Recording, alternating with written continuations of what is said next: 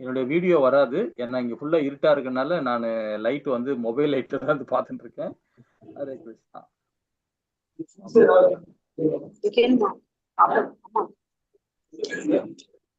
மாதாஜி நீங்க 26வது பாதம் படிச்சிருங்க மாதாஜி. படிக்கிறேன் குருஜி. காம क्रोध वियुक्तानां यतीनां यतचेतसां अभितो ब्रह्म निर्वाणं वर्तते विदितात्मनां. हरे कृष्ण. ஹரே கிருஷ்ணா மாதாஜி. இதுல ரொம்ப அழகா என்ன சொல்றது அப்படின்னா, யாரெல்லாம் கோபத்தில் இருந்து எல்லா பௌதிக ஆசைகளிலிருந்து விடுபட்டுள்ளார், தன்னுணர்வையும் தன் ஒழுக்கமும் நிறைந்த பக்குவத்தை அடைவதற்காக தொடர்ந்து முயற்சி செய்கிறாரோ அவர்கள் கூடிய விரைவில் பரத்தில் முக்தி அடைவது உறுதி அப்படின்னு. இந்த இடத்துல பாத்தீங்கன்னா, யாரெல்லாம் கோபத்திலிருந்து விடுபட்ட தன்மை, ஏன்னா நம்ம 3வது அத்தியாயத்துல கர்மயோகத்துல பார்த்தோம் இல்லைங்களா, என்ன அழகா சொன்னார் பகவான். அதுல வந்து பாத்தீங்கன்னா பற்று வந்து மோகத்தை உண்டாக்கும். பற்று வந்து எப்பவுமே மோகத்தை உண்டாக்கும் இல்லைங்களா. ஒரு பொருள் மேல ஆசைப்பட்டோம்னா கண்டிப்பா நமக்கு அது மோகத்துல உண்டாக்கும். அந்த மோகம் என்ன பண்ணுன்னா அன்புக்குறிகளை வந்து சிதைக்கும். அன்புக்குறிகளை கண்டிப்பா சிதைக்கும். என்னைக்குமே வந்து பகவான் வந்து துரோணாச்சாரியர் கிட்ட ஒரு விளக்கம் கொடுப்பாரு. ரொம்ப அற்புதமா கொடுக்குறாரு. என்ன விளக்கம் பாத்தீங்கன்னா, துரோணாச்சாரியர் என்ன சொல்லுவாருன்னா, என் பையனுக்கு வந்து எல்லா விதமான ராஜ்யத்தையும் நான் கொடுத்திருக்கிறேன், எல்லா விதமான செல்வத்தையும் கொடுத்திருக்கிறேன், அவனுக்கு எல்லா விதமான சகல விதமான விஷயங்களும் கத்து கொடுத்திருக்கேன் அப்படின்னு சொல்லிட்டு துரோணாச்சாரியர் வந்து ஒரு திமிரா சொல்லுவார் பகவானுகிட்ட. அது வந்து எதுக்காக கொடுத்தேன்னா, என் பையன் மேல உள்ள அன்புனால நான் கொடுத்தேன் அப்படின்னு அவருக்கு ஒரு விளக்கம் ஒண்ணு கொடுப்பாரு, ஒரு டெபினேஷன் கொடுக்குறாரு. அதுக்கு வந்து பகவான் சொல்றார், அதுதான் மோகம் அப்படின்றாரு. அது எப்படி அன்புனால் தானே மோகமே உருவாகும், இது தப்பு இல்லையே, இது தப்பு இல்லையே அப்படின்ட்டு துரோணாச்சாரியோட கணிப்பு. பகவான் என்ன சொல்றாருன்னா, அதுக்கு அன்பு வந்து என்னைக்குமே வந்து மோகத்தை உண்டு பண்ணாது. அன்பு என்னைக்கு மோகத்தை உண்டு பண்ணாது. அன்பு என்ன பண்ணுன்னா முத்தி தான் கொடுக்கும்ன்றார். அன்பு என்னைக்குமே முத்திக்கான வழிதான் கொடுக்கும்ன்றார். அன்பு மோகமா போயிடுச்சுன்னா அது பௌதிகத்துல போயிடும், அந்த செயல் வந்து தவறான செயல்ல போயிடும் அப்படின்றார். அதனால நாம யார் மேலே அன்பு வச்சோம்னா மோக அன்பு வைக்கவே கூடாது. மோக அன்பு வைக்கிறோம்னு வச்சுங்களேன், அளவுக்கு அதிகமான அன்பு வைக்கிறோம்னு வச்சுங்களேன், அது மோகமா போயிடும். அதே மாதிரி இன்னும் விளக்கம் கொடுக்கிறார் பகவான் துரோணாச்சாரியாருக்கு. உன்னுடைய பிள்ளைய நீ கஷ்டப்படும் போது கஷ்டம் வருது, உன்னுடைய விதி பிரகாரம் உனக்கு கஷ்டம் கொடுக்குறார், உன்னுடைய கர்மத்துக்கு ஏத்த மாதிரி நீ உனக்கு ப்ராப்ளம் வருது. அந்த ப்ராப்ளத்துல இருந்து என்ன கத்துக்கணும்னு பாத்தீங்கன்னா ஒழுக்கத்தை கத்துக்கணும். ஆனா நீ என்ன பண்ணீங்க நீங்கன்னா, உங்க பையனை தவறான வழியில கொண்டு போய் விட்டீங்க. அந்த கஷ்டத்தை குழந்தைங்களுக்கு கத்து கொடுத்து அதுல இருந்து தெளிவு ஞானம் கிடைக்கணும் அந்த குழந்தைக்கு. அந்த ஞானத்தை நீங்க கொடுத்துருக்கணும். ஆனா அதை தவறிட்டீங்க நீங்க. உங்களுடைய நண்பர் கூட கூட்டும் போயிட்டு அங்க போய் எல்லா செல்வம் வாங்கி தரேன் அப்படின்னு கூட்டும் போயிட்டு அவரும் நண்பரும் நிராகரிச்சிட்ட பிறகு உங்களுடைய தர்மத்தை, உங்களுடைய கலையை நீங்க என்னங்க விற்பனர் ஆகிட்டீங்க. இதெல்லாம் இந்த உங்களுடைய குழந்தை வந்து பார்த்துக்கிட்டே இருந்தான், அசோத்தாமன் பார்த்துக்கிட்டே இருந்தான். பார்த்துட்டா இன்னைக்கு இந்த நிலைமை அவனுக்கு வந்து காரணமே வந்து இந்த மோகத்தினாலதான் அப்படின்றத துரோணாச்சாரிய கிட்ட பகவான் ரொம்ப அழகா அது விளக்கம் கொடுக்குறாரு. அப்பதான் அவர் துரோணாச்சாரிக்கு விளங்குது. அப்ப கோபம் எங்க இருந்து வருதுன்னு பாத்தீங்கன்னா இந்த பௌதீக ஆசைகள் தான் வரும் கோபமே இல்லைங்களா. பௌதீக ஆசைகள் தான் கோபமே வரும். அப்ப அது வந்து நம்ம விடுபட்ட தன்மையா இருக்கணும். அது வந்து விடுபட்ட தன்மையா இருந்தாதான் நாம என்ன ஆக முடியும் பாத்தீங்கன்னா தன்னுணர்வு அடைய முடியும். நல்ல ஒழுக்கம் எல்லாம் கிடைக்கும் நமக்கு. நல்ல ஒழுக்கம் நம்ம கிடைக்கிறதே வந்து பாத்தீங்கன்னா அந்த கோபத்திலிருந்து விடுபட பௌதிக தன்மையிலிருந்து நம்ம விடுபட்ட தன்மையா இருக்கும். அப்பதான் நாம வந்து முத்திக்கான நமக்கு உறுதி கொடுக்கிறார் பகவான்.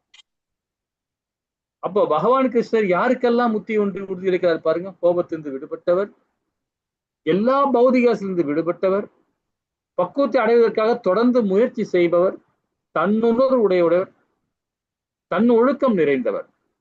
நம்ம 4வது அத்தியாயத்திலே படிச்சோம் இல்லைங்களா. தனி மனித ஒழுக்கத்தை பத்தி பகவான் கொடுத்திருக்கிறார். 3வது அத்தியாயத்திலையும் படிச்சோம், 4வது அத்தியாயத்திலையும் விரிவா படிச்சோம். தனி மனித ஒழுக்கம் தான் ரொம்ப முக்கியம். அதாவது தன் ஒழுக்கம் நிறைந்தவரா இருக்கணும். அப்பதான் தன்னுணர்வை அடைய முடியும். தன்னுணர்வை அடைய முடியும். தன் ஒழுக்கம் நாம அது சிறப்பா நம்ம வந்தாதான் நாம வந்து அந்த தன்னுணர்வை அடைய முடியும் இல்லைங்களா? பக்குவத்தோட தொடர்ந்து முயற்சி செஞ்சுக்கிட்டே இருக்கணும். இறக்கு தருவாயில கூட நம்ம அந்த பக்குவம் அடைய முடியாது. அடையணும்னா நம்ம அதை முயற்சி செஞ்சுக்கிட்டே தான் அடைய முடியும்.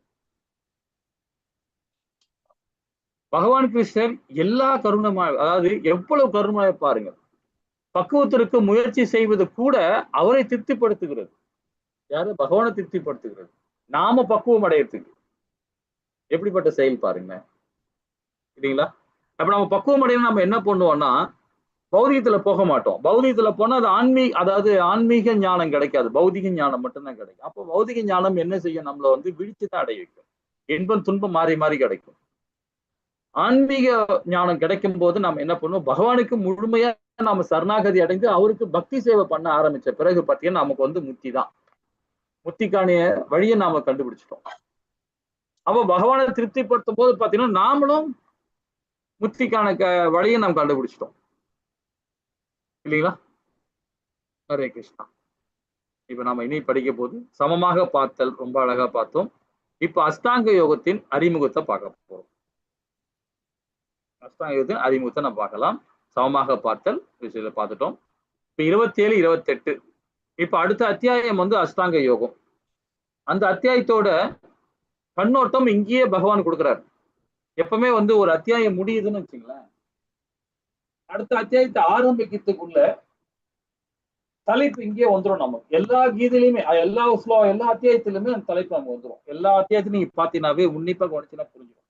இப்ப 7வது அத்தியாயத்துல, அது 6வது அத்தியாயத்துல முடிவர் என்ன கொடுப்பாருன்னா பக்தியை கலந்து முடிக்கிறார். 6வது அத்தியாயத்துல முடிக்கும் போது அப்போ 7வது அத்தியாயம் என்ன சொல்லுது பாத்தீங்கன்னா அர்ஜுனுக்கு உள்ள கேள்வி ஞானத்தை உருவாக்குறார். 6வது அத்தியாயத்துல முடிவரையில அஷ்டாங்க யோகம் கர்ம யோகத்தோட முடிஞ்சிடுச்சு.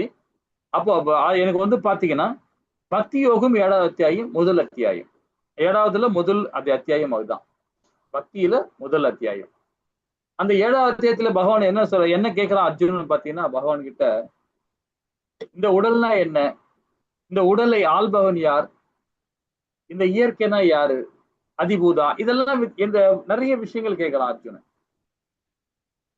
அதே மாதிரி அதே அத்தியாயத்துல விளக்கம் கேட்டுக்கிட்டே வந்துட்டு 8வது அத்தியாயத்தோடு எப்படி பரத்தை அடைதல் பற்றி அந்த 7வது அத்தியாயத்துல முடிவரை கேட்கலாம் அர்ஜுனன். அதே பகவான் 8வது அத்தியாயத்துல அந்த விளக்கம் கொடுக்கிறார். அது மாதிரி இந்த இடத்துல கர்மயோகத்தை கொடுத்துட்டார், ஞான யோகத்தையும் கொடுத்துட்டார் 4வது அத்தியாயத்துல. இப்போ பக்தி யோகத்திலேயே இந்த கர்ம யோகத்துல உள்ள பக்தியை கலந்து கொடுக்கிறார். அடுத்தது அஷ்டாங்க யோகத்தை பற்றி சிறப்ப இந்த 2 ஸ்லோகம் மூலியமா நம்ம கொடுக்கிறார். பாப்போமா என்ன சொல்றாரு பாப்போம். ஹரே கிருஷ்ணா. மத்தை கரெக்ட் வந்துருச்சு. ஹரே கிருஷ்ணா. हरे कृष्ण। स्पर्शान् कृत्वा बहिर्बाहुश्याश्च चक्षुश्चैवान्त्रभ्रुवोः प्राणापानौ समौ कृत्वा नासाभ्यन्तरचारिणौ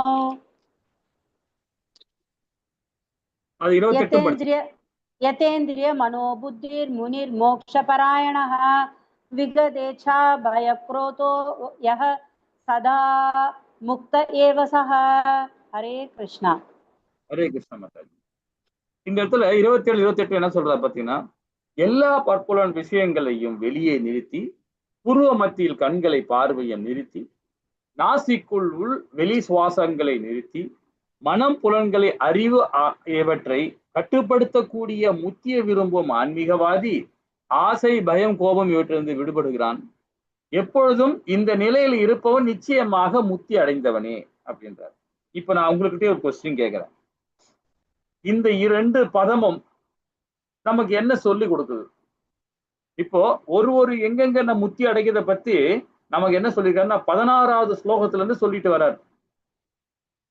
உன்னுடைய கோபத்தை அடக்கணும் 26ல சொல்றார். உன்னுடைய கோபத்தை அடக்கினா முத்தி கிடைக்கும் அப்படின்றார். பௌதிகத்தன்மை போகாதுன்றது 25ல சொல்றாரு. இப்படியே ஒண்ணா மாறி மாறி சொல்லு வர்றார். இப்ப இந்த இடத்துல அஷ்டாங்க யோகத்துல இருந்தா எப்படி முக்தி அடையும் அப்படின்னு விளக்கம் கொடுக்கிறார். இப்போ உங்களுடைய புரிதல் இதுல முக்கியமா சொல்லப்படுது என்ன? இந்த 2 ஸ்லோகத்தோட சாராம்சமா என்ன சொல்றாரு? உங்களுக்கு என்ன புரிஞ்சிருக்குன்னு சொல்ல முடியுமா? உங்களுக்கு தெரிஞ்சது சொல்லுங்க.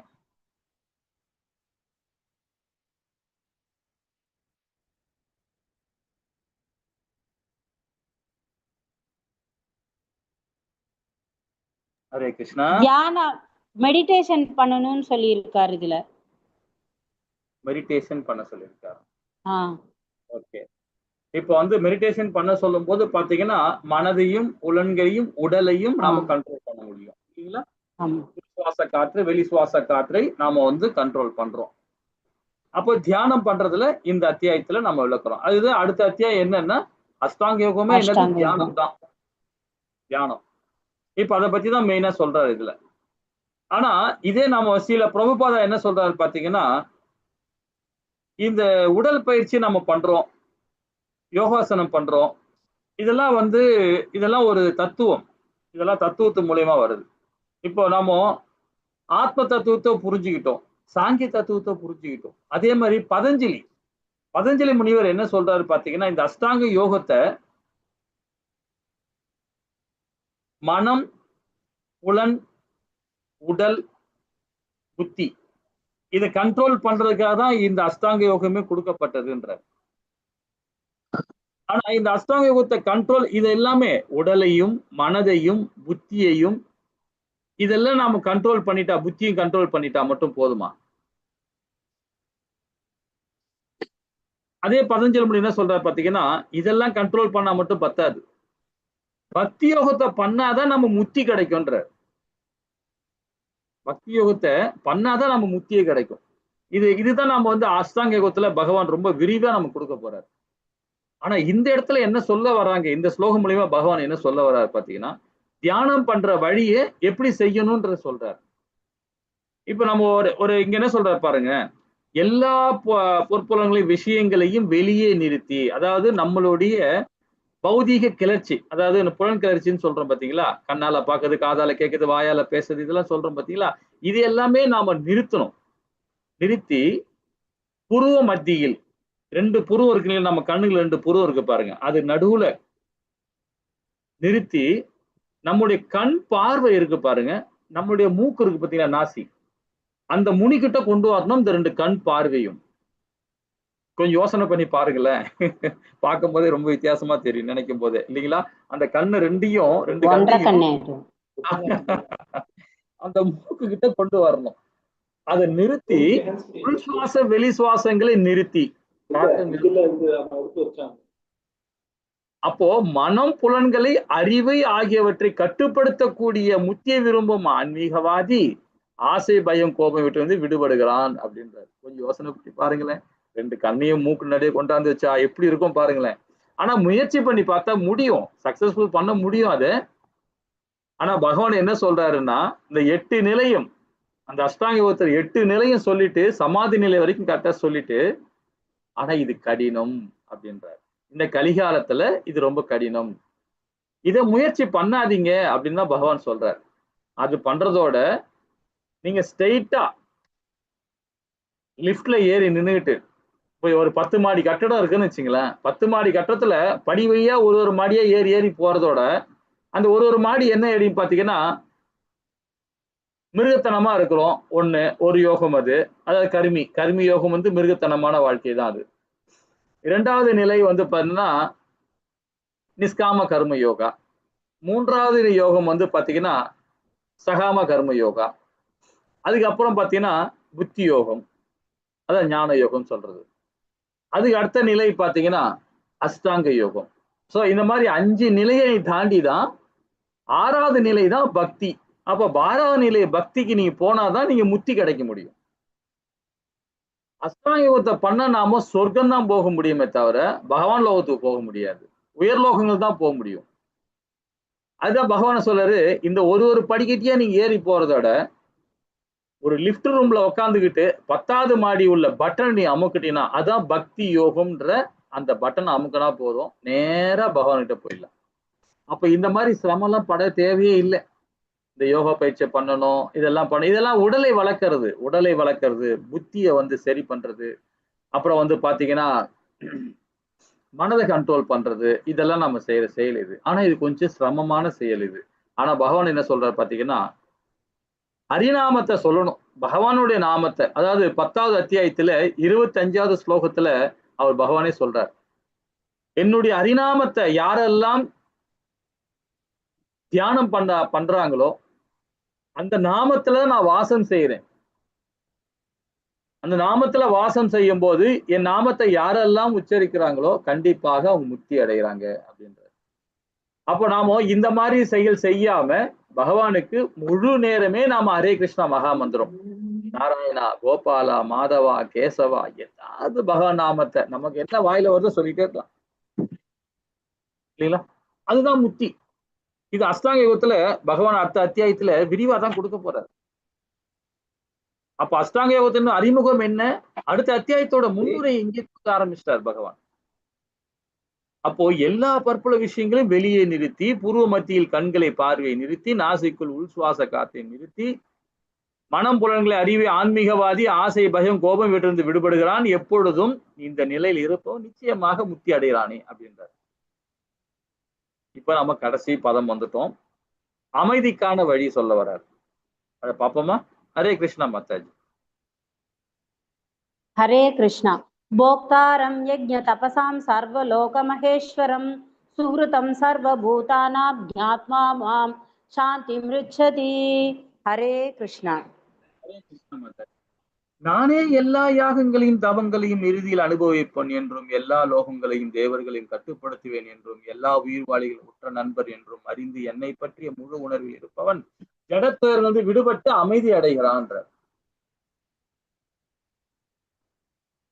அதாவது எல்லா லோகங்களுக்குமே ஆதி அந்தமா இருக்கிறது பகவான் இல்லைங்களா? அப்ப நானே எல்லா யாகங்களையும் தவங்களையும் இறுதியில் அனுபவிப்பவன்றார். இப்போ அர்ஜுனுக்கு ஒரு கேள்வி ஞானத்தை உருவாக்கி கொடுத்துட்டார். இதுதான் அர்ஜுனன் கேட்க போறான் 6வது அத்தியாயத்துல. என்ன சொல்றாரு? யாகங்களையும் தவங்களையும் இறுதி அனுபவிப்பன் அப்படின்றார். அப்ப என்று எல்லா லோகங்கள் தேவர்களையும் கட்டுப்படுத்தவன் என்றும், எல்லா உயிர்வாளிகளும் உற்ற நண்பன் என்றார். அது அறிந்து கொள்கின்றார். இப்ப பாத்தீங்கன்னா 4வது அத்தியாயத்திலே அர்ஜுனன் கேள்வி கேட்கிறான் பகவான் கிட்ட. என்ன கேட்கிறான் பாத்தீங்கன்னா, பகவான் என்ன சொல்றாரு, இந்த உபதேசத்தை நான் ஆல்ரெடி சூரிய பகவானுக்கு உபதேசம் பண்ணிட்டேன் முன்னாடியே அப்படின்னாரு. அதுக்கு அவன் என்ன சொல்றான், நீ நானும் சமகாலத்துல தானே பிறந்தோம், நீ எப்படி அவங்ககிட்ட ஒப்படைச்சிருப்ப, சூரிய பகவானுக்கு இப்படி சொல்லியிருப்ப அப்படின்னு அவர் கேட்கிறார். அதுக்கு விளக்கம் ரொம்ப அழகா பகவான் வந்து அவனுக்கு கொடுக்குறாரு. இதேதான் இந்த இடத்துலயும் அர்ஜுனனுக்கு அதே இதுதான் வருது. இந்த இடத்துலயும் இதே ஞானம் தான் இப்ப 6வது அத்தியாயத்துல அவ கேட்க போறான் கேள்வி. அப்ப உற்ற நண்பர் என்று அறிந்து என்னை பற்றிய முழு உணர்வில் இருப்பவன் ஜடத்துவரிலிருந்து விடுபட்டு அமைதி அடைகிறான். இந்த கேள்வி கேட்கிறார், சொல்றார், பதில் சொல்றார் பகவான். அமைதிக்கான வழி என்ன? உன்னத அனுபவிப்பாளர், உன்னத உரிமையாளர், கட்டுப்படுத்துபவர், உன்னத நலம் விரும்பி, எல்லா உயிர்வாளிகளும் உற்ற நண்பர். இந்த 4மே வந்து பகவானுடைய செயல் இல்லைங்களா? உன்னத அனுபவி நாம எல்லாம் சொல்லுவோம், இந்த இயற்கையை நாம தான் அனுபவிக்கிறோம், காற்றை நாம தான் சுவாசிக்கிறோம், உணவை நாம தான் உட்கொள்றோம், கழிவை கொடுக்கிறோம், எல்லாமே நாம தான் செஞ்சுட்டு இருக்கோம் அப்படின்னு நினைக்கிறோம். ஆக்சுவலா நாம கிடையாது. இதுக்கு எல்லாமே யார் செய்யறான்னா பகவான் தான். அப்ப நாமெல்லாம் யாரு? பகவானுடைய அம்சம். நமக்குள்ள பகவான் இருக்கிறார், அதையும் வழி நடத்துகிறார். இந்த தாற்பயம் மட்டும் நம்ம புரிஞ்சுக்கிட்டோம்னு வச்சுங்களேன், ரொம்ப அழகா நாம வந்து நம்மளுடைய வாழ்வியல் வந்து ரொம்ப ஈஸியா நம்ம சரி பண்ண முடியும், சரிப்படுத்திக்க முடியும். பௌதிக வாழ்க்கையிலிருந்து சீக்கிரமா மீண்டு வந்துட்டு இந்த ஆன்மீகவாதியில ஈஸியா வெளியே வந்துட முடியும். ஆனா இது கொஞ்சம் புரியுது, கொஞ்சம் கடினமா தான் இருக்கும். ஏன்னா நம்ம கலிகாலத்துல அந்த மாதிரி வாழ்ந்துட்டு இருக்கோம். பணம் சம்பாதிக்கணும், வீடை நல்லா சுகமா வச்சுக்கணும், எல்லாரும் நல்லபடியா பாத்துக்கணும், அந்த வாழ்க்கையை வாழ்ந்துருக்கனால இந்த ஆன்மீகத்துல பகவான் சொல்றது கொஞ்சம் கேட்கறதுக்கு கொஞ்சம் கடினமா இருக்கும். ஏன்னா உன்னத அனுபவிப்பாளர் எப்படி அப்படின்னு சொன்னா, அந்த இயற்கையே பகவான் தான், இந்த உடலும் பகவானுடைய தான், உள்ள இருக்கிற ஆத்மாவும் பகவானுடைய தான், காற்றும் அவருடையது தான், நீரும் அவருடையது தான், எல்லாமே அவருடையது தான். அப்ப அவர் தானே அனுபவிப்பாளர், அவர் தானே உரிமையாளர், அவர் தானே கட்டுப்படுத்துபவர் இல்லைங்களா? உன்னத நலம் விரும்பி அவர் தான். என்ன உன்னத நலம் விரும்பினா, நாம எப்படி செயல்படணும் அப்படின்றது வேதங்கள் மூலியமா நமக்கு சொல்லி கொடுத்துட்டார். இப்படி செயல்பட்டீங்கன்னா கண்டிப்பா நம்ம உங்களுடைய சொந்த இடத்துக்கு வருவீங்க. இல்லைன்னா திரும்பவும் இந்த இடத்துல தான். இது நமக்கெல்லாம் எங்க வந்திருக்கிறோம்? அழகா ஒரு சுற்றுலா வந்திருக்கிறோம். சுற்றுலான்றது இந்த பூமி தான். ரொம்ப அழகா வந்திருக்கிறோம். வந்து நம்ம சுற்றுலா மாதிரி பார்த்துட்டு இருக்கோம். நம்ம கூட வந்து பார்த்தீங்கன்னா கணவன், மனைவி, பிள்ளைகள் எல்லாம் சப்ஜெக்டா வராங்க, கூட வராங்க. ஆனா போகும்போது எங்க போவோம்? நம்ம தனிமே தான் போவோம். இவங்களாம் கூட யாருமே வர மாட்டாங்க. கணவனும் வர மாட்டாரு, மனைவி வர மாட்டாரு, பிள்ளைகளும் வர போறது இல்லை இல்லைங்களா? நம்ம தனியா தான் போறோம். எங்க போறோம்? நம்ம சொந்த திருநாட்டுக்கு போறோம். அப்ப அவர் பகவான் என்றால் உன்னத நலம் விரும்பி நம்மள வரணும்னு எதிர்பார்த்துட்டு இருக்கார். ஆனா நாம என்ன பண்றோம்? இந்த இந்த மத்திமம், அதாவது மத்திம லோகம்ன்றது இந்த பூமி. மரண லோகம் இது. இந்த லோகம் வந்து மரண லோகம்னு சொல்லப்படுது. துக்காலயம். துக்காலயம். துக்காலயம் அசாஸ்வதம். சோ இந்த இடத்துல நம்ம இருக்க கூடாது. ஆனா நாம அறியாமல நாம இங்கேயே இருக்கணும்னு ஆசைப்பட்டு. அப்ப எல்லா உயிர்வாளியும் உற்ற நண்பர் பகவான் இல்லைங்களா? ஹரே கிருஷ்ணா. அப்ப பகவான் கிருஷ்ணன் நலம் விரும்பி நண்பர் அவர் நமக்கு. நம்பகமான சேவர்களை குருவாக அனுப்புகிறார் நமக்கு.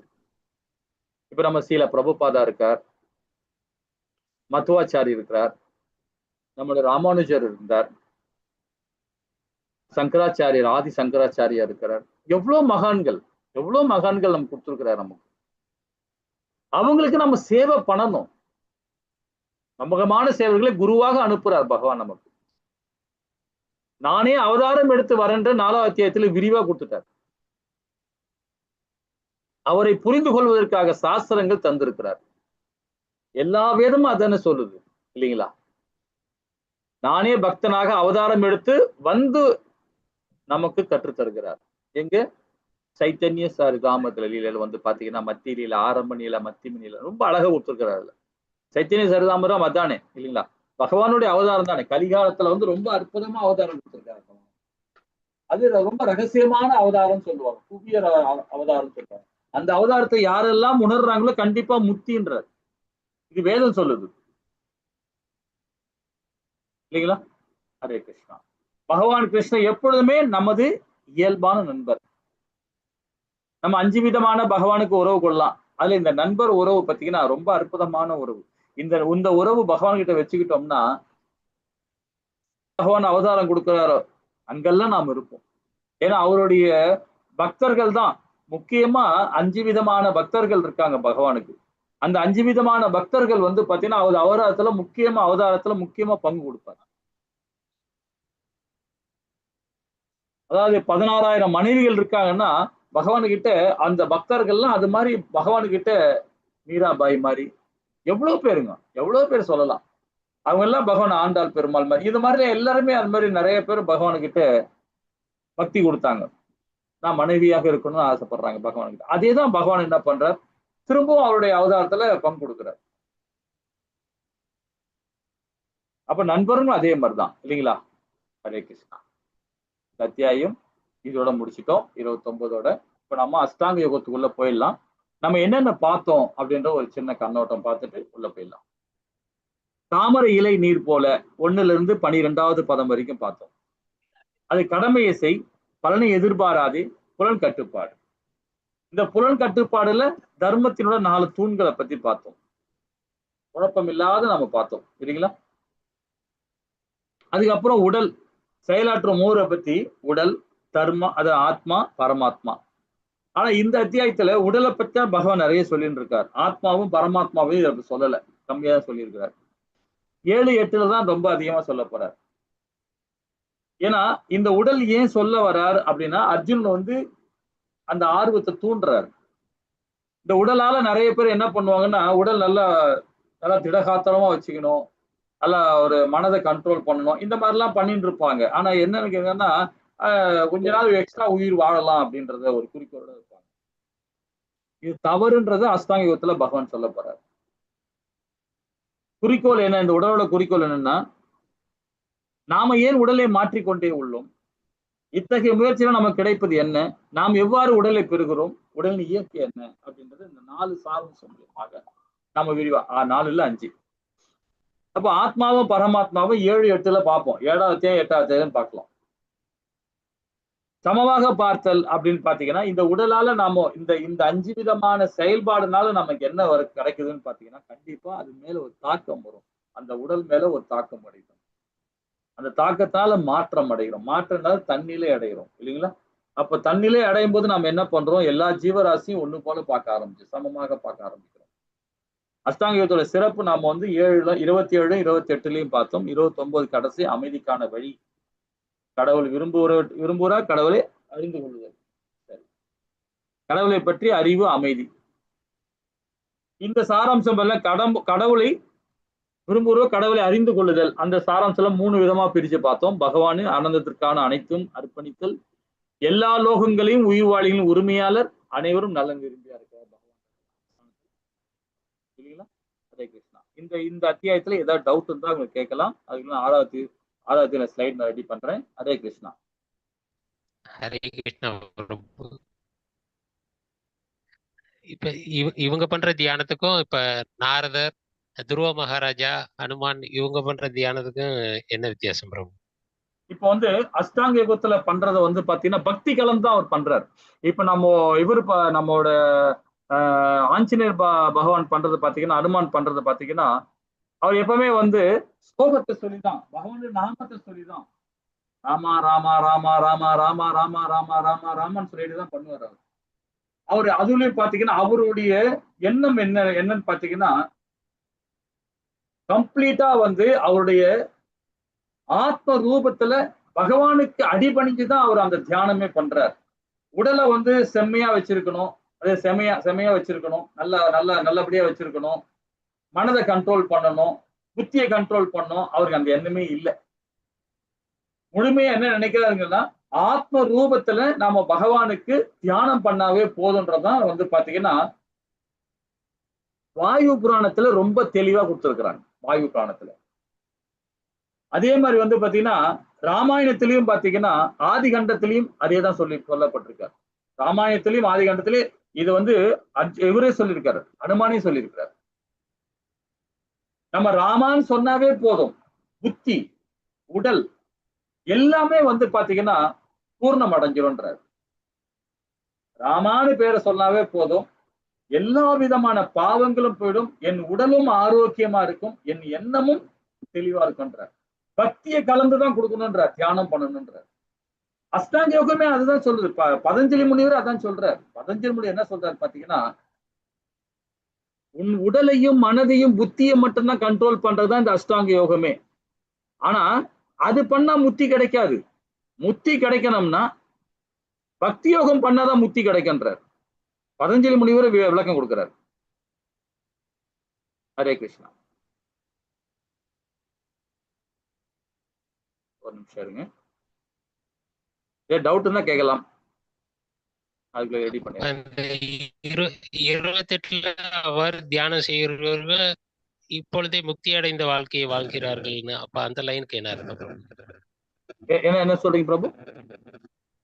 இந்த 27வது 27, 28வது பாதம் அந்த இதுல இது மாதிரி தியானம் செய்யறவங்க இப்பொழுது முக்தி வாழ்க்கையை வாழ்கின்றனர்ங்கிற மாதிரி, அது வேற விதமான முக்தியா? இல்ல அது சொல்றேன். அது என்ன சொல்றாருன்னா, இப்ப நம்ம வந்து பக்தியை பகவானுக்கு முழுமையா கொடுக்குறோம்ன்றீங்களா, பௌதிகம் கலந்த பக்தி கொடுக்குறோம் சில பேர். சில பேர் என்ன பாத்தீங்கன்னா, அந்த கர்மியா இருக்கவங்க வந்து பாத்தீங்கன்னா முழு நேரம் பக்தியை பகவானுக்கு கொடுக்க முடியாது. கர்மிகள் நம்மள மாதிரி பௌதிகவாதிகள். அப்ப அந்த மாதிரி ஆத்மாக்கள் என்ன கிடைக்கும்னு பாத்தீங்கன்னா, உயர்லோகங்கள் கிடைக்கும். கண்டிப்பா உயர்லோகம் கிடைக்கும். அதுவும் முக்தி தான். அந்த உயர்லோகங்கள் போறதும் முக்தி தான். ஆனா பகவான் லோகம் போறதுதான் வந்துன்னா அதி உத்தமமான முக்தி அது. இப்ப நம்ம குறைஞ்சபட்சம் நாம வந்து சொர்க்கத்துக்கு போறோம், பிரம்மலோகம் போறோம், பித்ருலோகம் போறோம், மரலோகம் வந்து மகரலோகம் போறோம். இந்த மாதிரி லோகத்துல போனா கூட நம்ம திரும்ப நல்ல உடல் கிடைக்கும் நமக்கு. இந்த அத்தியாயத்துல சொல்ல போறார், இந்த 6வது அத்தியாயத்துல சொல்ல போறார் பகவான். 6வதுல இப்ப நம்ம சத்துவ குணத்துல இருக்கும் போது இறந்தோம்னா எந்த லோகத்துக்கு நம்ம போறோம் அப்படின்றதையும் நமக்கு விரிவா கொடுக்கிறாரு. இல்ல அப்ப நம்ம சொர்க்கம் போறோம், சொர்க்கம் போயிட்டு வந்த பிறகு திருப்பும் நமக்கு உடல் கிடைக்கும். இங்க இந்த துக்காலயத்துல நம்ம ஒரு உடல் கிடைக்கும். ஆனா என்ன மாதிரி உடல் கிடைக்கும்னு பாத்தீங்கன்னா, ஒரு நல்லோர் குடும்பத்துல, ஒரு செல்வந்தர் குடும்பத்துல, ஒரு கல்வியாளர் குடும்பத்துல நமக்கு கிடைக்கும்ன்றார். அப்போ அந்த ஒரு செல்வந்தர் வீட்டுல நம்ம பிறந்துட்டோம்னு வச்சுங்களேன், அப்ப நமக்கு என்ன கிடைக்கும்னு பாத்தீங்கன்னா எந்த பிரச்சனையும் நமக்கு கிடைக்காது. எந்த பிரச்சனையும் நமக்கு நம்ம வந்து இப்ப சில பேருக்கு காசு இல்லைன்னா நம்ம பணம் இல்லைன்னா என்ன பண்றாங்க, நிறைய விஷயங்கள் உழைக்கிறாங்க. உழைக்கிறதுனால என்ன பண்றாங்க, பகவானை உணர முடியாம இருக்கிறாங்க. சோ இந்த ப்ராப்ளம் நமக்கு வருது இல்ல. ஆனா செல்வந்தரா பிறந்துட்டாங்கன்னா அப்போ அந்த அந்த செயல்பாடு அவங்களுக்கு என்னன்னா பக்தி கொடுக்கறது ரொம்ப ஈஸியான ஒரு நிலை கொடுக்கிறார் பகவான். அது ஏன் கொடுக்கிறார் அந்த மாதிரி வருதுன்னா நாம செஞ்ச கர்மத்துக்கு தகுந்த மாதிரி சூட்சம உடல் சூதல உடல் நமக்கு இருக்கு இல்லைங்களா? அந்த சூதல உடல் அங்கேயே அழிஞ்சு போச்சு. ஆனா சூட்சம உடல் அழியல பாத்தீங்களா? அந்த போன பிறவில நம்ம என்னெல்லாம் பகவானுக்கு பக்தி கொடுத்தோமோ அதே பக்திய இந்த செல்வந்தர் வீட்டுல பிறந்த பிறகு குழந்தை பருவத்திலிருந்தே நாம இந்த ஞானத்தை கொடுக்கிறார் பகவான். அவரும் இதுல விளக்குறார், இந்த அத்தியாயத்துல விளக்குறார். அந்த குழந்தை பருவத்திலிருந்தே நீங்க என்ன பண்ணீங்க, முழு நேரம் பகவானுக்கு பக்தி கொடுக்க ஆரம்பிச்சிருவீங்க. அப்ப பக்தி கொடுத்த பிறகு இந்த பிறவிலே கண்டிப்பாக உங்களுக்கு முக்தி கிடைக்கும்ன்றார். அதாவது அடுத்த பிறவி. இப்ப நமக்கு வந்து அது சொல்ல போனா நமக்கு வந்து அதான் ஸ்ரீமத் பாகவத்துல இருந்து நம்ம ஸ்ரீல பிரபுபாத வந்து ஒரு ஸ்டோரி மூலியமா நம்ம சொல்றாரு. என்ன சொல்றாரு, ஜடபரத்தை பத்தி நான் சொல்றேன். ஜடபரத்தோட வாழ்க்கையை பாருங்க. மானா பிறந்தார், மானா பிறந்துட்டு கடைசியில் என்ன ஆச்சு பாருங்க. அந்த மானோட உருவத்துல இருக்கும்போது அவர் உணர ஆரம்பிக்கிறார். போன ஜென்மத்துல நாம என்ன பாவம் பண்ணோம், என்ன செயல்பாடு பண்ணோம் அப்படின்னு உணர்றாரு. உணர்ந்துட்டு அந்த மானோட உருவில் இருக்கும் போது அந்த சூட்சம உடல் வேலை பார்க்குது, அந்த ஞானத்தை கொடுக்குது. கொடுத்த உடனே அவர் என்ன பண்ண, அடுத்த பிறகு ஒரு நல்ல ஒரு நல்ல ஒரு அறிவாளி குடும்பத்துல, அதாவது ஒரு பிராமண குலத்துல பிறக்கிறார். பிறந்து அதுக்கப்புறம் முக்தி அடைகிறார். இதுதான் இந்த அஷ்டாங்கத்தை சொல்லி தர்றார். இந்த அத்தியாயத்துல பாத்தீங்கன்னா 35, 36 பிறகு அந்த அர்ஜுனன் கேட்ட கேள்விக்கு அப்புறமா பாத்தீங்கன்னா பகவான் அதான் கொடுக்க போறார். ஃபுல்லா கம்ப்ளீட்டா இந்த அத்தியாயம் ஃபுல்லா விளக்கமா கொடுக்க போறார். ஆனா தியானம் பண்ணணும், தியானம் பண்ணணும். இப்ப யோகாசனம் பண்ணும்போது கால நேரம் விரயம். இப்ப அந்த நேரத்தை நம்ம செலவிடுறது பகவானுக்கு சேவை பண்ணணும். இப்ப மனதையும் புத்தியும் கண்ட்ரோல் பண்றதுக்கு இந்த வழியில போய் கண்ட்ரோல் பண்ண அவசியமே இல்லை. பக்தியில போய் செய்யும் போது பாத்தீங்கன்னா ஆட்டோமேட்டிக்கா நம்ம அது கண்ட்ரோல் ஆயிடும், உடலும் கண்ட்ரோல் ஆயிடும். அதுக்கு உதாரணம் நான் நிறைய பேர் சொல்லுவேன். அதுக்கு நானே ஒரு உதாரணம் சொல்லுவேன். எனக்கு யோகாசனம் பண்ண நல்லா வரும் எனக்கு. அதுதான் எனக்கு எல்லாமே நம்மளுடைய ஆச்சாரிய சொல்றாரு. ஹரே கிருஷ்ணா மகா மந்திரம் நான் ஒரு நாளைக்கு 120 ரவுண்டு நான் பண்றேன்னா ஆல்ரெடி யோகா டீச்சர், நான் டீச்சரா இருந்தவர் நான். அதனால எனக்கு என்ன ஆகும் பாத்தீங்கன்னா யோகா அந்த அந்த ஸ்லோகம் அந்த ஜபம் பண்றதை ரொம்ப ஈஸியா நான் பண்ணுவேன். மூச்சு பயிற்சியை பண்றேன் அதுல என்னால. அது எல்லாரும் செயல்படுத்த கொஞ்சம் கடினமா இருக்கும். அந்த பயிற்சி பண்ணதான் இது பண்ண முடியும். 1 மணி, அதாவது 3 மணிக்கு ஒரு மூச்சை நான் பிடிப்பேன், பிடிச்சி விடுறேன். அது மாதிரி யாரும் செய்யக்கூடாது, முயற்சி பண்ணக்கூடாது. அந்த கலையை கத்துக்கிட்ட பிறகு செஞ்சு பண்ணாங்க நல்லா இருக்கும். அப்பதான் என்ன பண்ணா நமக்கு வந்து சில பிரபுபாதா என்ன சொல்றாருன்னா 4 நிமிஷத்துல இருந்து 6 நிமிஷம் வரைக்கும் பண்றதுதான் வந்து ஒரு ஜபமாலை பண்றது சிறந்ததுன்றார். புதுசா ஆரம்பிக்கிறவங்க 10 நிமிஷம் பண்ணுவாங்க இல்லைங்களா, 10 நிமிஷம் பண்ணலாம். கொஞ்சம் நல்ல அனுபவசாலியா இருக்கிறவங்க 6 நிமிஷம் பண்ணுவாங்க. இன்னும் அனுபவசாலியா இருக்கிறவங்க 5 நிமிஷம் பண்ணலாம், 4 நிமிஷம் பண்ணலாம். அதுக்கு கீழே எல்லாம் போகக்கூடாது. போனோம்னா அப்ப அந்த உச்சரிப்பு மாறும். அதுக்கு இந்த யோகாசனம் பண்ணோம்னா, அந்த யோகாசனம் கத்துக்கிட்டு நம்ம மூச்சு பயிற்சி கத்துக்கிட்டோம்னா ரொம்ப அழகா அந்த ஸ்பெல்லிங் மிஸ்டேக் இல்லாம பகவான் நாமத்தை சொல்ல முடியும். நம்ம முக்கியமா அதுதான் நமக்கு தெரியும். இந்த அஷ்டாங்கத்துல பகவான் ரொம்ப அழகா கொடுக்குறாரு. அதனால இந்த கலையும் இம்பார்ட்டன்ட் தான், இந்த தியானமும் இம்பார்ட்டன்ட் தான். ஆனால் எதுக்குன்னா மனதையும் உடலையும் புத்தியும் கண்ட்ரோல் பண்றது மாத்திரமே தவிர முக்திக்கான வழி கிடையாது. சமாதி நிலைன்னு சொல்ல போது இதுல சொல்றாரு 8வது நிலை சமாதி நிலை. அந்த நிலையை பத்தி சொல்லும் போது படிப்போம், ரொம்ப அழகா இருக்கும், பார்ப்போம். ஹரே கிருஷ்ண மாதாஜி. இப்ப நாம வந்திருக்குது 6வது அத்தியாயம் தியான யோகம், சாங்கிய யோகம் சொல்லப்படலாம். அதாவது பாத்தீங்கன்னா இந்த விஷயங்கள்ல அஷ்டாங்க யோகத்துல நிறைய விஷயங்கள் நாம பார்க்க போறோம். 8 நிலையை பார்க்க போறோம். அதே மாதிரி இந்தந்த வர்ணங்கள், அதாவது வர்ணங்கள் சொல்றதோட குணத்துக்கு தகுந்த மாதிரி வர்ணங்கள், அந்த வர்ணத்துக்கு தகுந்த மாதிரி நம்மளுடைய இந்த முக்குணங்கள், இந்த முக்குணங்கள் தகுந்த மாதிரி நம்ம எப்ப இறக்குறோமோ, எந்த குணத்துல இறக்குறோமோ, எந்த லோகத்துக்கு போறதையும் இந்த அத்தியாயத்துல பகவான் விளக்குறார் இல்லைங்களா.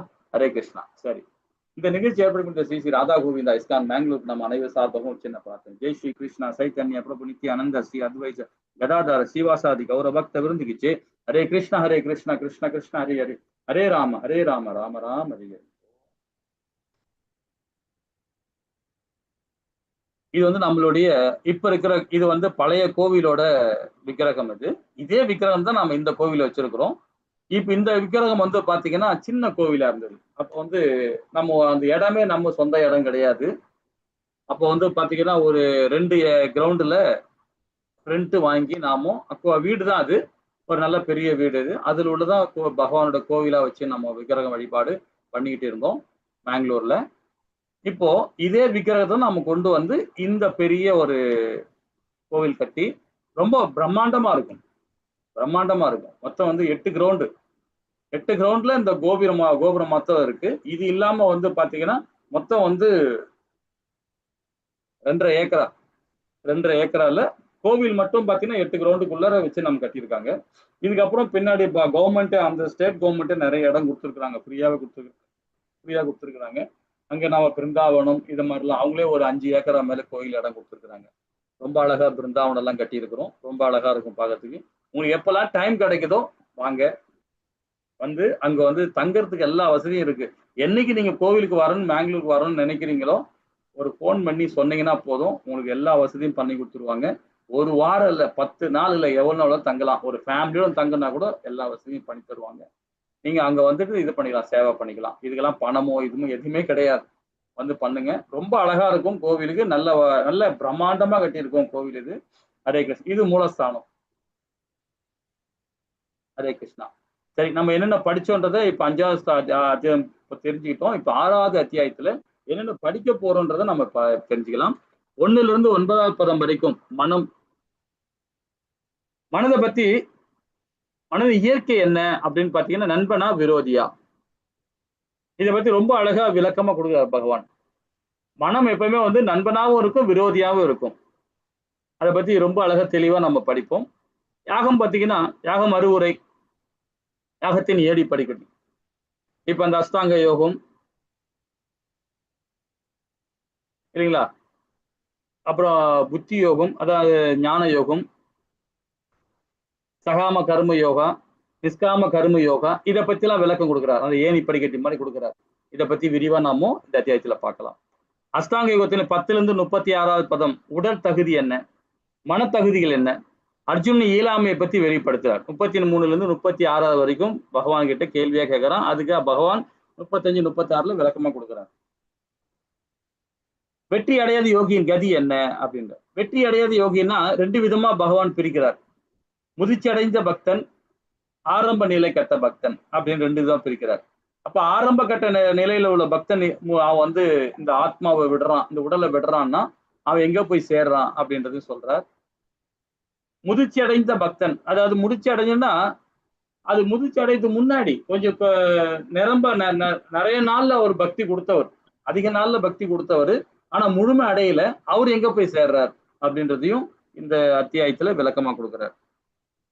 அப்போ அவர் என்ன சொல்ல வர்றார், ஆரம்ப கட்டத்துல இறக்குறவங்க வந்து பாத்தீங்கன்னா ஒரு ஆன்மீக குடும்பத்துல பிறப்பாங்க, ஒரு செல்வந்தர் குடும்பத்துல பிறக்கிறாங்க, ஒரு நல்லோர் குடும்பத்துல பிறக்கிறாங்கன்ற. அதே வந்து பாத்தீங்கன்னா நல்ல முதிர்ச்சி அடைஞ்ச பக்தர், ஆனா முத்தி அடையறதுக்கு முன்னாடி அவர் ஆத்மா உடலை விட்டு போகுதுன்னா, அந்த நிலை வர்றதுக்கு முன்னாடி உயிர் விட்டாருன்னா கண்டிப்பா வந்து ஒரு மகான் குடும்பத்துல பிறக்கிறதா வந்து இதே அத்தியாயத்துல பகவான் விளக்குறாரு. இது எங்கிருந்து பார்ப்போம், 37ல இருந்து 45வது பதம் வரைக்கும் நம்ம கொடுக்குறாரு. மிக உயர்ந்த யோகி அப்படின்றது 46ல இருந்து 47 பக்தி யோகம் தான் சிறந்தது. இந்த அஷ்டாங்க யோகம் எல்லாம் கூட சரியில்லை. நிஷ்காம கர்ம யோகம், சகாம கர்ம யோகம், இந்த ஞான யோகம், இது எல்லாமே நமக்கு வந்து கால நேர விரயம் தான். ஏன்னா புத்தி தான், புத்தி யோகம் ரொம்ப உகந்தது தான். அந்த புத்தி யோகத்துக்கே பகவான் அனுகிரகம் கிடைச்சாதான் நமக்கு என்ன கிடைக்கும்னா பக்தியை கிடைக்கும் இல்லைங்களா. அப்போ புத்தி யோகத்தை நம்ம என்ன பண்ணுவோம், வேதங்களை படிப்போம், உபநேசங்களை படிப்போம், கீதையை படிப்போம், நிறைய விஷயங்கள் நம்ம படிப்போம். அப்பதான் அந்த புத்தி நமக்கு வந்து கரெக்டா போகும்போது மனது கண்ட்ரோல் ஆகும், புலன்கள் கண்ட்ரோல் ஆகும் இல்லைங்களா. அதை விட சிறந்தது எதுன்னா பக்தி யோகம் தான். அதுதான் அதிகபட்ச பலன் கிடைக்கும், குறைஞ்சபட்ச பயிற்சி அதுக்கு. அஷ்டாங்கத்துல பண்ணும்போது எவ்வளவு உடலை கண்ட்ரோல் பண்ண போறோம் பாருங்க. 8 நிலை, ரொம்ப கடினமான நிலை. ஆனா இப்பெல்லாம் யோகா பண்றாங்களா, அதெல்லாம் என்ன யோகம், கொடுக்க போற பகவான் கொடுக்க போற ஒரு ஸ்லோகத்தை ரொம்ப அற்புதமா கொடுப்பாரு. அது மாதிரி யாருமே பண்ண முடியாது இப்போ.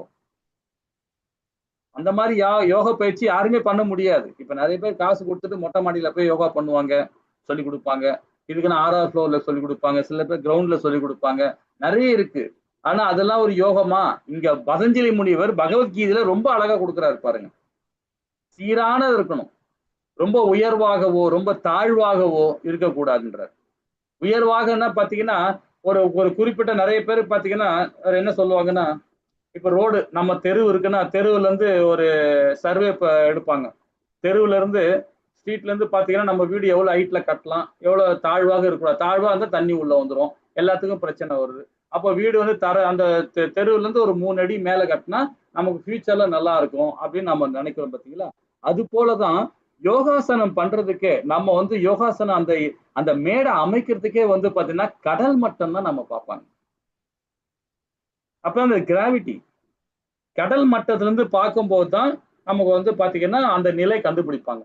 அதுதான் அந்த எதுக்கு இந்த புனிதமான ஆத்து ஓரத்துல வந்து ஆசனம் அமைப்பாங்க. யாருங்க? யோகிங்கெல்லாம், கர்ம யோகிங்கெல்லாம். ஏன்னா கடல் மட்டமும் அந்த ஆத்து மட்டமும் கரெக்டா இருக்கும். சில நேரத்துல மலை மேல இருந்து வர அந்த ஆறு வந்து பாத்தீங்கன்னா அந்த ஆத்துல இருந்து எப்படி அந்த எந்த இடத்துல நாம ஆசனம் அமைக்கணும் அப்படின்றது அதுக்கும் வந்து பதஞ்சலி முனிவர் ரொம்ப அழகா அற்புதமா பண்ணியிருக்கிறார். அதெல்லாம் நம்ம அந்த ஞானம் இருக்கா பாருங்க, நமக்கு கிடையாது. நம்ம வீட்டுங்கள மொட்டை மாடியில இருந்தோ இல்ல வீட்டுக்குள்ள இருந்துகிட்டோ எங்கிருந்தோ ஏதோ நம்ம அந்த கடல் மட்டத்துல இருந்து இத்தனை ஹைட்ல இருந்து பண்ணக்கூடாது, சாஸ்திரம் இருக்கு, சம்பிரதாயம் சொல்லி கொடுக்குது நமக்கு. அது நம்ம யாருமே ஃபாலோ பண்ண மாட்டோம். அதெல்லாம் இந்த அத்தியாயத்துல பகவான் கொடுக்குறாரு. அதெல்லாம் ரொம்ப அதிகபட்ச பயிற்சி அது அஷ்டாங்க யோகம். ஆனா பக்தி யோகம்ன்றது குறைஞ்ச பயிற்சி, அது தகுதியே தேவையில்லை. அஷ்டாங்கத்துல உடலை கஷ்டப்படுத்திக்கிட்டு மூச்சை புடிச்சுக்கிட்டு உள் மூச்சை வெளி மூச்சை விட்டுக்கிட்டு கண்ணை தூக்கி ரெண்டையும் மூக்கு முன்னாடி வச்சுக்கிட்டு இதெல்லாம் கடினமான பயிற்சி, தேவையே இல்லை. உக்காந்த இடத்துக்களே ஹரே கிருஷ்ணா கிருஷ்ணா கிருஷ்ணா ஹரே ஹரே ஹரே ராம ராம ராம ஹரி ஹரி போதும். இது பண்ணாவே மூச்சு பயிற்சி தான், உடல் ஆரோக்கியமா இருக்கும் இல்லைங்களா. அது தகுதி தேவையில்லை, அதுக்கு பாவங்கள் அற்றது. பகவான் கிருஷ்ண கட்டுப்பாட்டில் உள்ளது பக்தி யோகம், புலோகல விருந்தாவனம். இந்த 6 செயல்பாடும் பக்தி யோகத்துல ரொம்ப அழகா பகவான் கொடுக்கிறார். 46 47 விரிவா நம்ம பார்க்கலாம் இல்லைங்களா.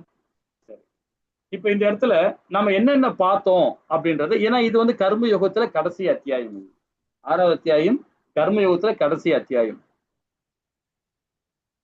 இப்ப குருஷேத்திரம் போர்க்களத்தில் படைகளை கவனித்தல். அர்ஜுனன் வந்து அந்த பௌதிக தன்மையில இருந்தார். முதல் அத்தியாயத்துல கம்ப்ளீட் பௌதிகத்துல இருந்தார் பகவான் இது அர்ஜுனன். அதனால அவர் என்ன பண்றார், 5 விதமான குறைபாடுகள் அவருக்கு. குறைபாடுகள் சொல்றதோட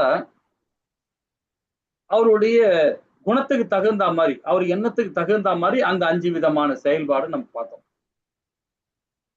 அது எல்லாருக்கும் வர வேண்டியதுதான், நமக்கும் அந்த நிலை இருக்கும் இல்லைங்களா. நம்ம வீட்லயே இந்த பிரச்சனை வரும்போது நம்ம பையன் ஒரு தப்பு பண்ணிட்டாருன்னா எடுத்து போய் ஜெயில போட நம்ம சம்மதிப்போமா? நீங்களே யோசனை பண்ணி பாருங்களேன். ஆனா தூக்குல போடணும்பா, ஒருத்தன் கொலை பண்ணிட்டாமா தூக்குல போடுப்பா அப்படின்னு நம்ம ஒத்துப்போமா? போராடுவோம். நீ தப்பு பண்ணலடா, நீ தப்பு பண்ணியாடா, விசாரிப்போம், எல்லாமே செய்வோம் இல்லைங்களா. அது மாதிரி அர்ஜுனனுக்கு அந்த மனநிலை அது இருந்தது முதல் அத்தியாயத்துல. ஃபுல் கம்ப்ளீட்டா பௌதிகத்துல இருந்தார் அவர். அதுக்கு அவருக்கு தேவை ஞானம் வேணும், அவனுக்கு பக்தி கலந்து ஞானம் வேணும். அதுக்கு என்ன வேணும்? ஆத்ம தத்துவத்தை விளக்குறார் 2வது அத்தியாயத்துல. கீதையின் உட்சுரக்கம், அதாவது இந்த கீதையோட சாராம்சமே அங்கதான் ரொம்ப அழகா தெளிவா பகவான் விளக்குறார். 10ல இருந்து 11வது ஸ்லோகத்துல இருந்து 30வது ஸ்லோகத்து வரைக்கும் ஆத்ம தத்துவத்தை பகவான் அர்ஜுனுக்கு உபதேசம் பண்றார். சாங்கி தத்துவத்தையும் விளக்குறார். வர்ணாசி தர்மத்தையும் அந்த இடத்துல கொஞ்சம் கோடிட்டு காட்டினார். அதுக்கப்புறம் 3வது அத்தியாயத்துல கர்ம யோகத்துல ரொம்ப அற்புதமா வந்து கொடுக்குறார்.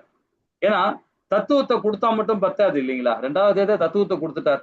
ஆனா அந்த தத்துவத்தை புரிஞ்சு எப்படி செயல்படணும்ன்றத கர்ம யோகத்துல கொடுக்குறார். நிஷ்காம கர்ம யோகத்திலும் சகாம கர்ம யோகத்திலும் எப்படி பக்தி கொடுக்க முடியும், நீ கர்மியா இல்ல அகர்மாவா விகரமாவா எப்படி பண்றது, நம்ம கர்ம யோகத்துல பகவான் ரொம்ப அழகா தெளிவா கொடுக்குறார்.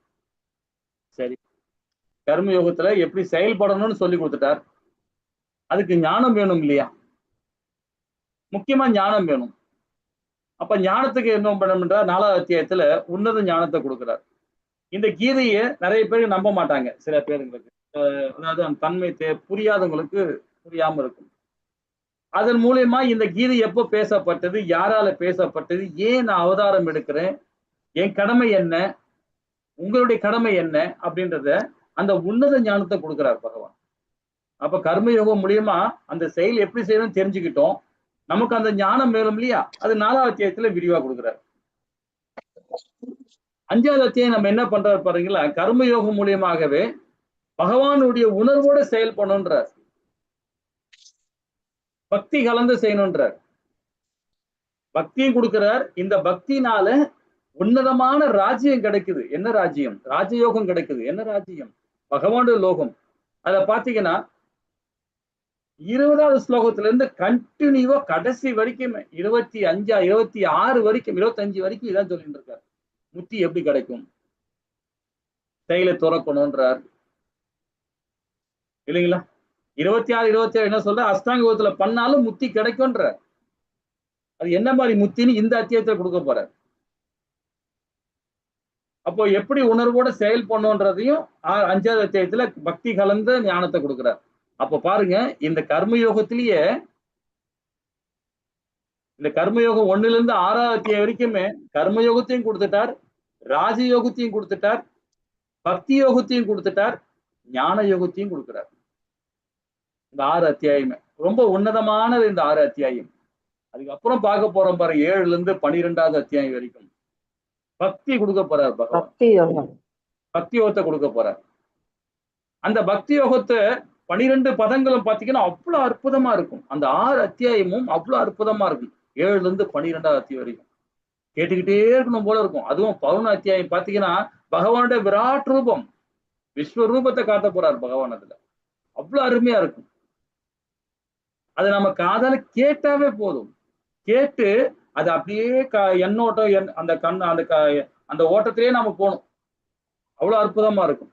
அது ராஜ வித்யா ராஜ குபியோகம் 9வது அத்தியாயம். அதே மாதிரி விபூதி யோகம் 10வது அத்தியாயம். பகவான் நாம நினைக்கிறோம் நாம யாரும் நம்ம நினைச்சு இந்த 2வது அத்தியாயத்துல கொடுத்துட்டார். ஆனா 10வது அத்தியாயத்துல விபூதி யோகத்துல நாம யாரெல்லாம் வணங்குறோமோ அதெல்லாம் நான் தாண்டான்றார். ரொம்ப அற்புதமா சொல்றார். முருகப்பெருமான் தளபதி, அதாவது தேவலோக தளபதி, அவனும் நானே அப்படின்றார்.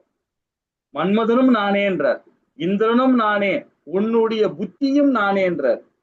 விபூதி யோகத்துல அவருடைய வைபவத்தை ரொம்ப அற்புதமா கொடுக்கிறார்.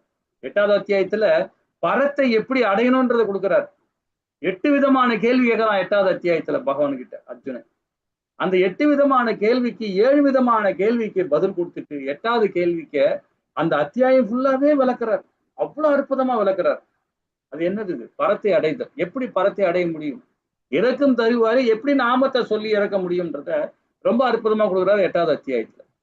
7ல என்ன கேட்கலாம் அர்ஜுன, இந்த 6வது அத்தியாயத்தை முடிவுரை கொடுப்போம். 7வது அத்தியாயத்தை உங்க கேள்வி கேட்கலாம். இந்த உடல்னா என்ன, உடலை ஆள்பவன் யார், இந்த இயற்கைனா என்ன, பரமபூதானா யாரு, இதெல்லாம் பத்தி கேட்கறான் 7வது அத்தியாயத்துல. அதுக்கும் விளக்கம் கொடுக்குறாரு. 12 பாத்தீங்கன்னா அவ்வளவு அற்புதமான அத்தியாயம். 12வது அத்தியாயம் அதுல 8வது ஸ்லோகத்திலிருந்து 12வது அத்தியாயத்துல 8வது ஸ்லோகத்திலிருந்து 12வது ஸ்லோகம் வரைக்கும் அவ்வளவு அற்புதமா கொடுக்கிறார் பகவான். பக்தி எத்தனை விதமா பக்தி கொடுக்கிறார் பாருங்க. முதல் 8வது ஸ்லோகத்துல கொடுக்கிறார், அவ்வளவு அற்புதமா கொடுக்கிறார். அனனிய பக்திய, அனனிய பக்தினா என்னன்றதை விளக்கம் கொடுக்கிறார். ரொம்ப அற்புதமா இருக்கு. அப்புறம் 9வது ஸ்லோகத்துல சாதனா பக்தியை கொடுக்கிறார். சாதனா பக்தினா என்ன, நம்மளுடைய சாஸ்திர சம்பிரதாயத்தை ஃபாலோ பண்றது. சாஸ்திரத்து மூலியமா நாம நம்மளோட பக்தி கொடுக்கணும் பகவானுக்கு. அவ்வளவு அற்புதமா கொடுக்குறாரு. 9ல 10ல பாத்தீங்கன்னா நிஷ்காம கர்ம யோகத்தை எப்படி பண்ணணும்னு கேட்கிறார். சகாம கர்ம யோகத்துல 11ல கொடுக்குறார். 12ல பாத்தீங்கன்னா தியான யோகம், ஞான யோகம், தியான யோகம் கொடுக்குறார், தியாக யோகம். இந்த 3த்தையும் கொடுக்குறார் பகவான். இந்த 7 பக்தி எப்படி கொடுக்கணும்ன்றத 8ல இருந்து 12வது ஸ்லோகம் வரைக்கும் ரொம்ப அற்புதமா கொடுக்குறாரு. இது பக்தி யோகம். அதுக்கப்புறம் பாத்தீங்கன்னா அது கடைசியா கொடுக்குறது ஞான யோகம். கர்ம யோகத்துக்கும் ஞான யோகத்துக்கும் நடுவுல பக்தியை வச்சிருக்கார் பகவான். ரொம்ப அற்புதமா வச்சிருக்காரு பாருங்க. எவ்வளவு நுணுக்கம் பாருங்க. நம்ம இந்த உடலை வச்சு நாம செய்யறோம். மேல புத்தி இருக்கு, உடல் ஃபுல்லா நம்ம செயல்படுறோம். ஆனா உள்ளுக்குள்ள இருக்கிற பரமாத்மா, அதாவது அதோடைய ஆத்மா தான் இந்த பக்தி நடுவுல வச்சிருக்காரு இல்லையா, அது போல வச்சிருக்காரு நம்மள. இந்த இதுல 13 இருந்து 18 வரைக்கும் என்ன கொடுக்கிறார்? ஞான யோகத்தை கொடுக்கிறார். முதல் 13ஆம் அத்தியாயம் பாருங்க. ஞான யோகத்துல முதல் அத்தியாயம் 13ஆம் அத்தியாயம். 24 மூலக்கூறுகளை வச்சு எப்படி செயல்படணும், கர்மேந்திரங்கள்னா என்ன, ஞானேந்திரங்கள்னா என்ன, புலன்கள்னா என்ன, இந்த அந்த முக்குணங்கள்னா என்ன, பிரதானமா முக்குணங்கள் அதெல்லாம் எப்படி செயல்படுது, அது ரொம்ப அற்புதமா. அன்னமய்யா கோசா, பிராணமய்யா கோசா, விஞ்ஞானமய்யா கோசா, ஞானமய்யா கோசா, ஆனந்தமய்யா கோசா கொடுக்குறாரு. அதுல 13ல 14ல பாத்தீங்கன்னா ரொம்ப அற்புதமா கொடுக்குறாரு. என்னது? இந்த முக்குணங்களை சார்ந்து எப்படி செயல்படுறான் அப்படின்னு. முக்குணம் இந்த அத்தியாய சிறப்பு அந்த அத்தியாயத்திலே வரும். 6ஆம் அத்தியாயத்தோட சிறப்பு இறக்கும் தருவாயிலே என்ன குணத்துல இருக்கிறானோ எங்க போய் போறான்றது இங்க சொல்றாரு இல்லையா 6ஆம் அத்தியாயத்துல. அதேதான் 14ஆம் அத்தியாயத்துல கொடுப்பார். ரொம்ப விளக்கமா கொடுக்குறார் 14ஆம் அத்தியாயத்துல. தேவர்கள் வழிபாடு பட்டா எங்க போவான், எந்த குணத்துல இருந்தா எந்த தெய்வத்தை வணங்குவான்றது கொடுக்குறாரு. எங்க 14ஆம் அத்தியாயம். 15 பாருங்க, புருஷோத்தரமான யோகம். ரொம்ப அற்புதமான யோகம், புருஷோத்தரமான யோகம். இங்க 5வது அத்தியாயம் எப்படி பக்தி கலந்து கொடுக்கிறாரோ அதேதான் புருஷோத்தமான யோகத்தை கொடுக்கிறார் பகவான். இந்த ரெண்டுமே ரொம்ப இம்பார்ட்டன்ட். 16 பாருங்க, தெய்வீகமான குணங்கள் 26, அசூர குணங்கள் 6. அந்த அசுர குணங்கள் 4வது பதத்துல சொல்றார். அசுர குணங்கள் மொத்தமே 6 தான் கொடுக்கிறார். ஆனா 1, 2, 3 ஸ்லோகத்துல 26 குணத்தையும் கொடுக்கிறார். கொடுத்துட்டு 7வது ஸ்லோகத்திலிருந்து முடிக்கிற வரைக்குமே நம்மளுடைய அசுர குணத்தை சொல்லி கொடுக்கிறார். அற்புதமான அத்தியாயம் அது 16வது அத்தியாயம். 17 பாருங்க, 7 விதமான செயல்பாடு 17 அத்தியாயத்துல கொடுக்கிறார்.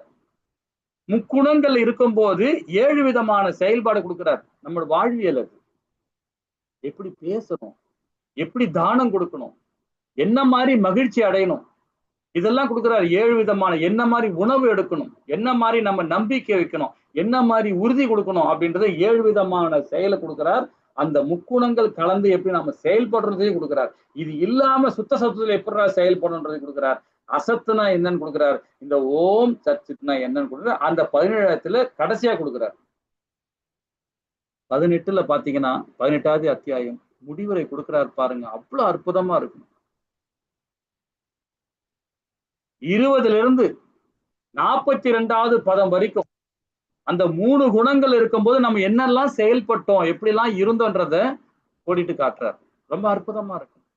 அதுல அதுக்கப்புறம் 43ல இருந்து 60 வரைக்கும் பாத்தீங்கன்னா முடிவுரை விளக்கமா கொடுத்துக்கிட்டு வர்றார். 63ல அர்ஜுன்கிட்ட சொல்றார், அர்ஜுனா இது வரைக்கும் கொடுத்தது ஞான யோகம், கர்ம யோகம், பக்தி யோகம், ராஜ யோகம், அஷ்டாங்க யோகம் எல்லாத்தையும் சொல்லி கொடுத்துட்டா உனக்கு. இனி நீ தான்டா போர் பண்ணணும், நான் கிடையாது அப்படின்ட்டார். நீ தான் முடிவு பண்ணணும்ட்டார். எங்க 63ல சொல்றார். 18ல 63ல சொன்ன உடனே அவன் அப்பவும் கம்முன்னு இருக்கான். அப்ப 64, 65ல திருப்பி என்ன சொல்றாரு, உன்னுடைய பாவம் எல்லாம் நான் எடுத்துக்கிறேன், எழுந்து போர் பண்றா அப்படின்னு கெஞ்சுறார். உன்னுடைய பாவம் எல்லாம் நான் எடுத்துக்கிறேன், நீ பயப்படாதே என்றார். 64ல 65ல பயப்படாதுன்றார். அப்ப 66, 67, 68 என்ன சொல்றார், இந்த கீதை யாரெல்லாம் கேட்கிறாங்களோ யாரெல்லாம் பிரச்சாரம் பண்றாங்களோ எல்லாம் என்னுடைய அருமையான பக்தர்கள்ன்றார், மிக பிரியமான பக்தர்கள்ன்றார். 73ல தான் பகவான் கிட்ட சரணாகதி அடையலாம் அர்ஜுனன். திரும்பவும் எத்தனாவது முறை? 7வது முறை. இந்த பகவத்கீதையில 7வது முறையில அதாவது 18வது அத்தியாயத்துல 73வது ஸ்லோகத்துல பகவான் கிட்ட சரணாகதி அடையலாம் அர்ஜுனன்.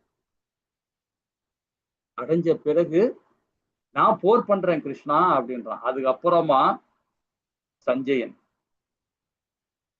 சஞ்சயனுக்கு 74ல இருந்து கடைசி 78வது பதம் வரைக்கும் சஞ்சயனோட பிரதானமான அவனுடைய வார்த்தைகள் தான் இருக்கு.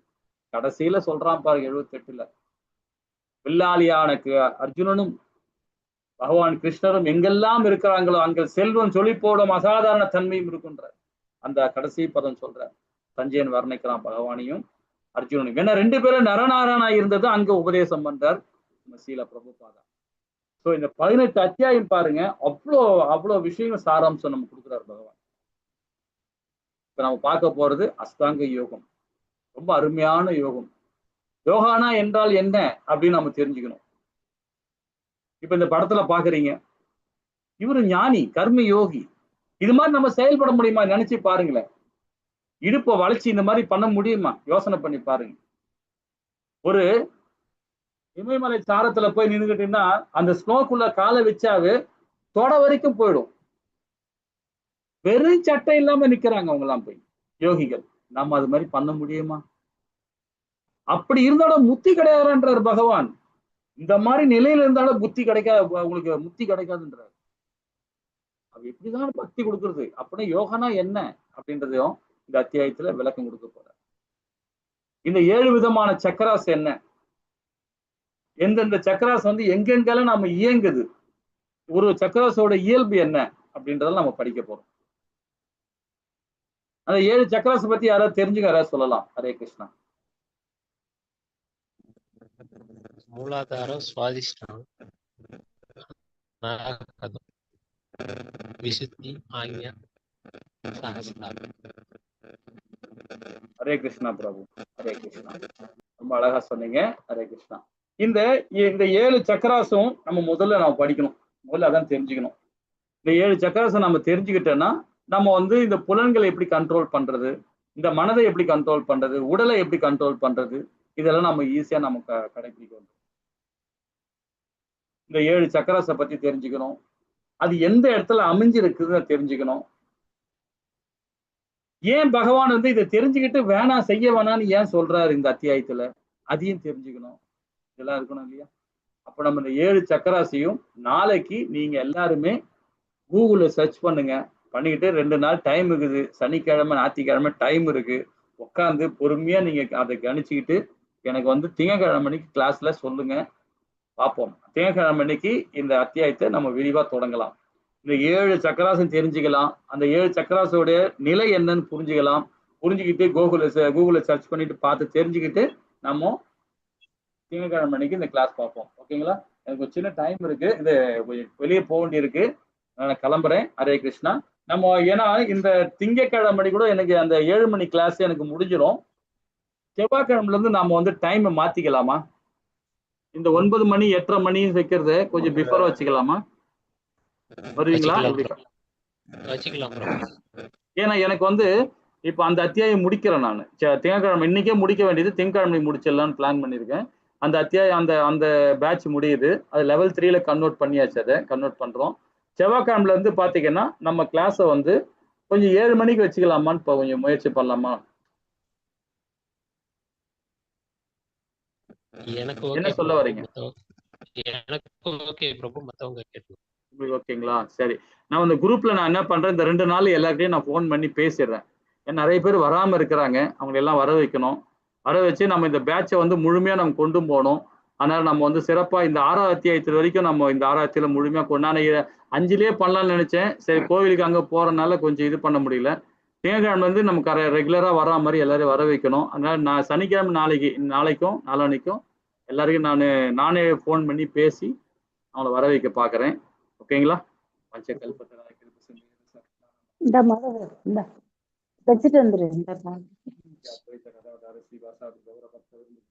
ஹரே கிருஷ்ணா ஹரே கிருஷ்ணா கிருஷ்ண கிருஷ்ண ஹரி ஹரே, ஹரே ராம ராம ராம ஹரி ஹரி. நம்ம இப்போ இந்த இதை படிக்கலாம். அந்த 7 சக்கராசை நம்ம முதல்ல நீங்க தெரிஞ்சுக்கிட்டு நீங்க முயற்சி பண்ணுங்க.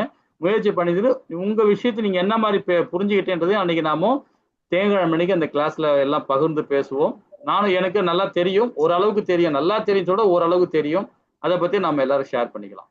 ஹரே கிருஷ்ணா மாதாஜி. இன்னைக்கு படிச்சதுல அந்த 5வது அத்தியாயத்துல ஏதாவது டவுட்னா கேட்கலாம்.